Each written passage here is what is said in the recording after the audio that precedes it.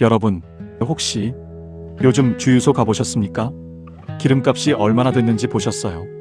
기름 한번 넣으려다가 그냥 손이 떨려서 영수증도 못 보신 분들 분명히 계실 겁니다. 저도 압니다. 그 마음 장 보러 나가면 물가가 또 올랐고, 뉴스를 틀면 중동에서 전쟁이 났다고 하고, 도대체 이 세상이 어디로 흘러가는지 모르겠다 싶은 날들이 이어지고 있지요. 참 그런데 말입니다. 여러분, 오늘 저는 그 복잡하고 어지러운 세상 이야기 한복판에서 여러분 가슴을 쫙 펴드릴 이야기 하나를 가져왔습니다. 다름이 아니라 우리 대한민국 이야기입니다. 이란 군부 수뇌부들이 극비회의 자리에서 이런 말을 했다고 합니다. 우리 이대로면 큰일 납니다. 한국은 건드리면 안 됩니다. 아니, 이게 무슨 소립니까? 그 이란이 미국도 쉽게 보지 않는다는, 그 이란이 우리 대한민국을 두려워한다는 겁니까? 자, 오늘 그 이야기를 찬찬히 그리고 아주 자세히 풀어드리겠습니다. 편안히 앉으시고요. 차 한 잔 드시면서 들어보세요. 들으시다 보면 여러분 가슴이 뜨거워지실 겁니다. 자, 먼저 지금 세상이 어떻게 돌아가고 있는지부터 말씀드려야겠습니다. 모르면 불안하고 알면 대비가 되는 법이거든요. 2026년 2월 28일, 이 날짜를 기억해 두셔야 합니다. 이날 미국과 이스라엘이 이란을 전격 공습했습니다. 선전포고도 없이 기습적으로 이란 전역의 주요 시설에 폭격을 퍼부은 것입니다. 그러면 왜 이 일이 벌어졌을까요? 사실 이란 안에서는 이미 오래전부터 내부가 흔들리고 있었습니다. 2025년 말부터 이란 국민들이 거리로 쏟아져 나오기 시작했어요. 경제는 바닥을 치고 먹고 살기 힘들어진 국민들이 반정부 시위에 나선 겁니다. 한쪽에선 국민들이 굶주리는데 지도부는 핵무기 개발에 막대한 돈을 쏟아붓고 있으니 민심이 터진 거지요.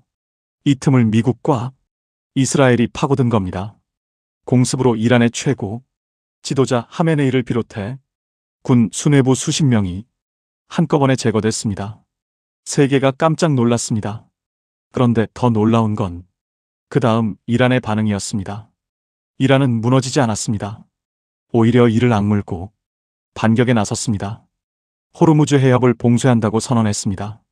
주변 걸프 국가들의 미사일과 드론을 쏘아댔습니다. 바레인의 연료 탱크가 불탔고 쿠웨이트에서는 드론이 주거용 건물을 때렸습니다. 여기서 여러분, 호르무즈 해협이 어디냐고요? 쉽게 말씀드리면 페르시아만에서 나오는 좁은 바닷길입니다. 길이가 약 160km, 가장 좁은 곳은 폭이 33km밖에 안 됩니다. 부산에서 서울보다 조금 더 되는 거리의 바닷길이지요. 그런데 이 작은 물길 하나가 전 세계의 석유 물동량의 20에서 30%를 담당합니다. 하루에만 약 2천만 배럴의 원유가 이곳을 통과합니다. 이 길이 막히면 전 세계가 숨이 막히는 겁니다. 자, 이제 이게 우리 일상과 어떻게 연결되는지 말씀드리겠습니다. 전쟁이 시작되자마자 국제 유가가 요동쳤습니다. 전쟁 전에 배럴당 약 68달러였던 두바이 유가 불과 한 달 만에 114달러까지 치솟았습니다. 약 87%가 오른 겁니다. 87%라니 여러분 생각해 보세요. 마트에서 사는 식용유가 하루아침에 2배 가까이 됐다고 상상해 보십시오. 그게 지금 국제 기름 시장에서 벌어지고 있는 일입니다. 우리나라는 원유 수입의 70%를 중동에 의존합니다. 그것도 대부분 바로 그 호르무즈 해협을 통해 들어옵니다. 그러니 이 전쟁은 남이 나라 싸움이 아닙니다. 우리 주유소, 우리 난방비, 우리 밥상 위 물가가 전부 이 전쟁과 연결돼 있는 겁니다. 산업연구원이 발표한 보고서를 보면 유가가 10% 오를 때마다 국내 제조업 생산 비용이 0.71%씩 올라간다고 합니다. 지금은 87% 가까이 올랐으니 우리 공장들, 우리 기업들이 감당해야 하는 비용, 충격이 얼마나 클지 짐작이 가시죠? 이코노미스트들은 이렇게 말합니다. 2분기, 그러니까 올 봄부터 여름 사이에 우리나라 소비자 물가 상승률이 3%대를 다시 넘을 가능성이 매우 높다고요. 어이고, 이를 어쩌나 그런데 말입니다. 상황이 이렇게 어려울수록 우리가 꼭 알아야 할 사실이 있습니다. 바로 이 위기 속에서 대한민국이 어떻게 행동하고 있느냐는 것입니다. 위기가 닥쳤을 때 도망가는 나라가 있고 위기 속에서 빛나는 나라가 있습니다. 대한민국은 어느 쪽이었을까요? 자, 이제 본론입니다. 96%.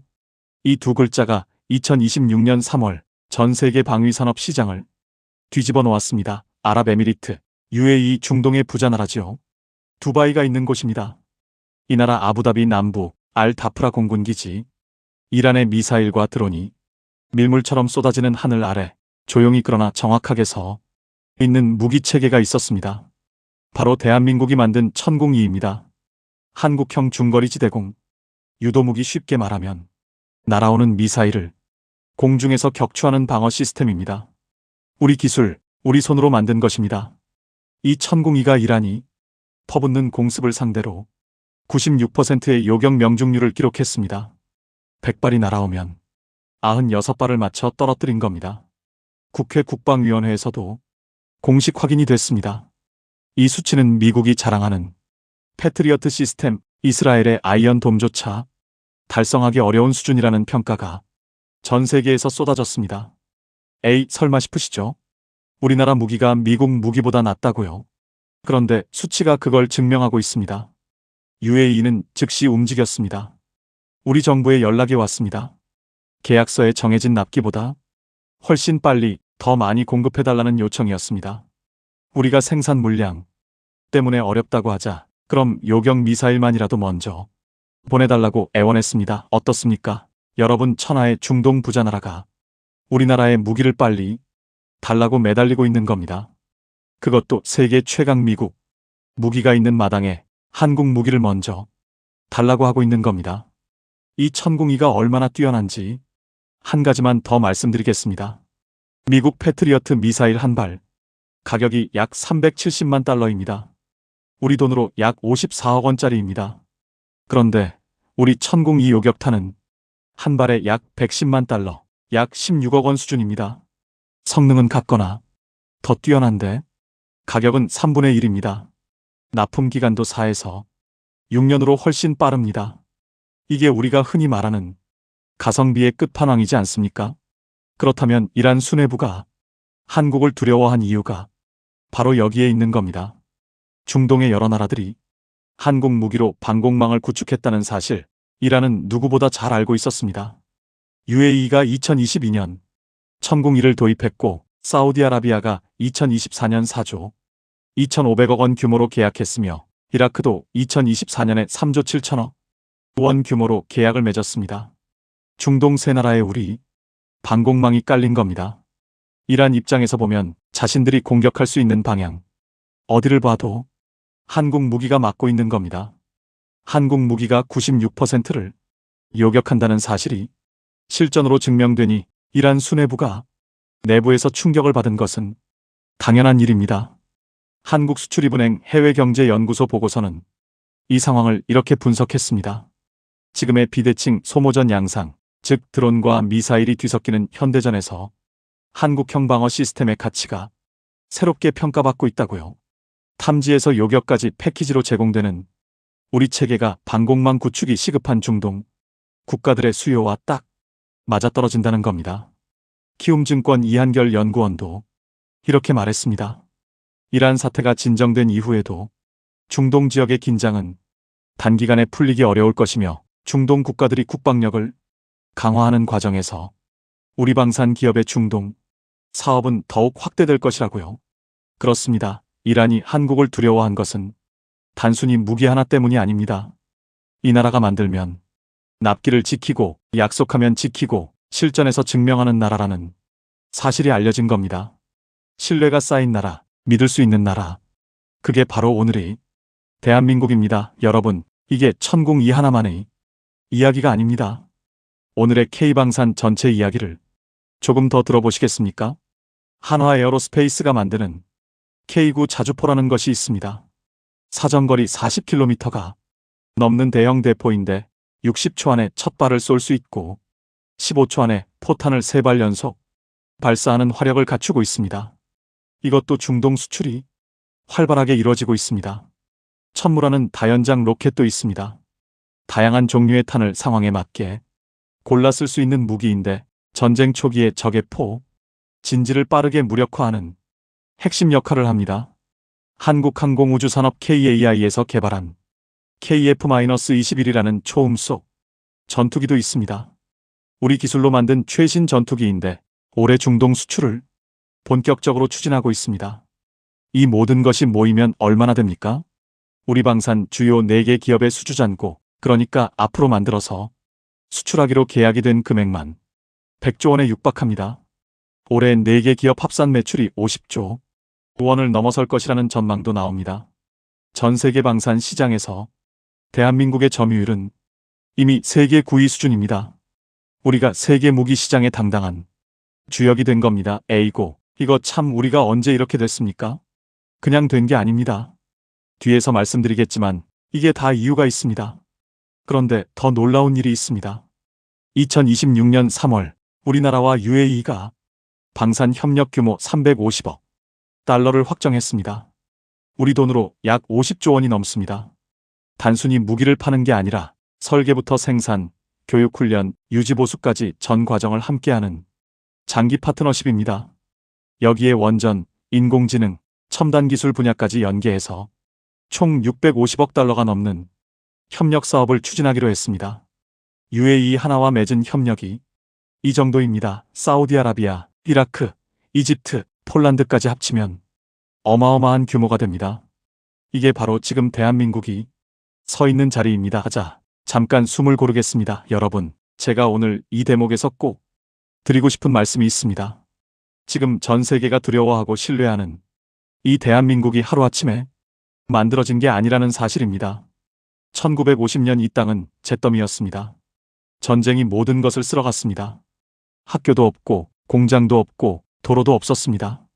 유엔의 원조로 겨우 먹고 살던 나라였습니다. 그 시절을 여러분은 직접 겪으셨거나 부모님께 들으셨을 겁니다. 그런데 우리 부모님 세대가 여러분이 그 폐허를 딛고 일어섰습니다. 새벽 첫 닭이 울기 전에 일어나 들러 나가고 공장에서 밤새 일했습니다. 중동 건설 현장의 그 뜨거운 사막 바람 속에서도 묵묵히 일했습니다. 1970년대, 80년대 우리 아버지들이 중동에 나가 번 외화가 이 나라 경제의 씨앗이 됐습니다.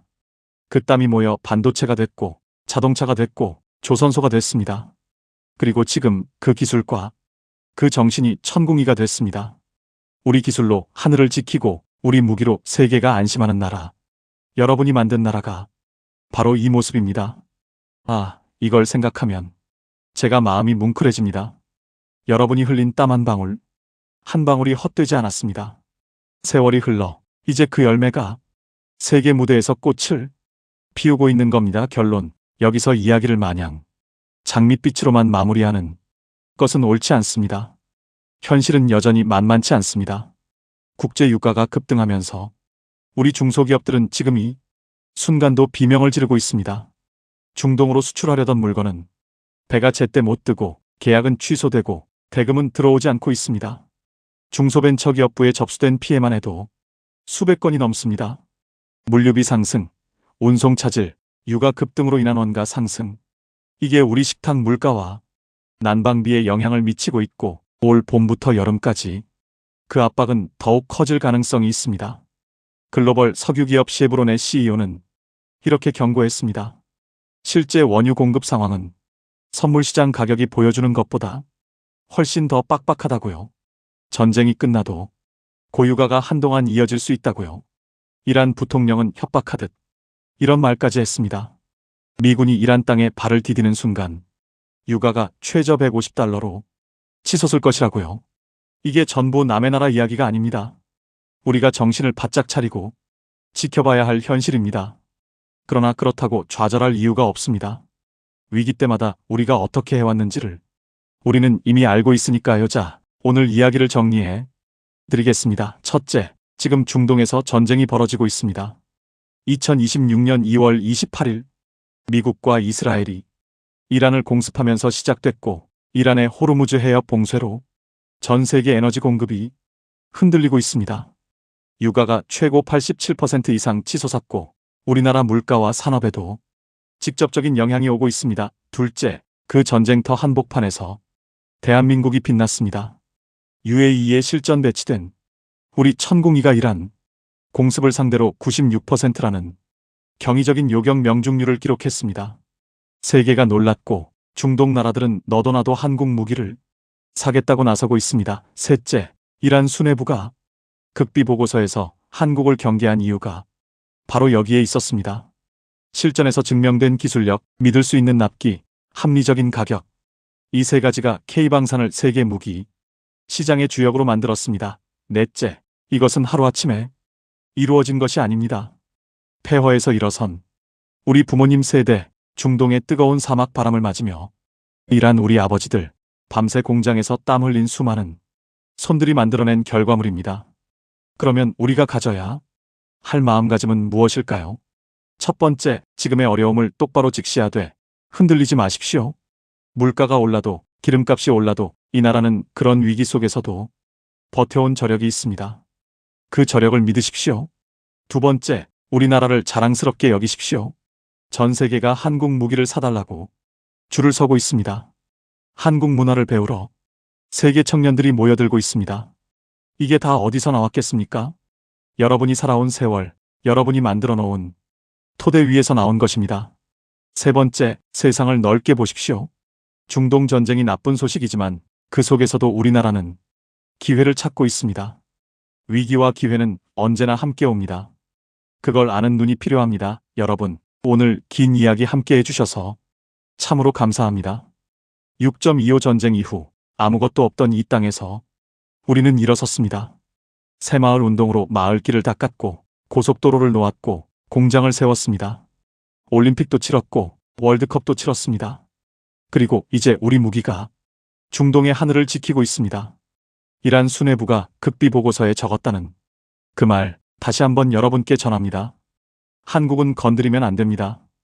이 말을 듣는 여러분이 마음이 어떠십니까? 억울했던 날들이 떠오르실 수도 있습니다. 가난했던 시절이 생각나실 수도 있습니다. 그래도 이를 악물고 살아온 세월이 주마등처럼 스쳐가실 수도 있습니다. 그 모든 날들이 헛되지 않았습니다. 그 모든 날들이 쌓이고 쌓여 오늘 세계가 두려워하는 대한민국이 된 겁니다. 대한민국 참 잘했습니다. 참 장합니다. 그리고 그 대한민국을 만든 여러분 참 고생 많으셨습니다. 정말로. 그리고 오늘도 대한민국을 자랑스러워하는 마음 잊지 마시기 바랍니다. 또한 대한민국을 사랑하는 단단한 마음가짐을 세우는데 작은 울림을 주었다면 여러분의 지혜가 담긴 작은 울림을 댓글로 표현해주세요. 작은 울림의 댓글이 여울이 되어 읽는 이로 하여금 응원과 큰 위로가 됩니다. 그리고 구독과 좋아요로 알림 설정까지 지혜를 나누는 이 여정에 꼭 함께 해주세요. 여러분의 하루하루가 평온하고 기품 있으며 오늘도 빛나는 여러분의 건강한 삶과 지혜를 응원합니다. 건강하시고 다음에 여러분의 가슴을 따뜻하게 해드릴 이야기를 밝은 목소리로 다시 찾아뵙겠습니다. 귀한 시간에 감사합니다.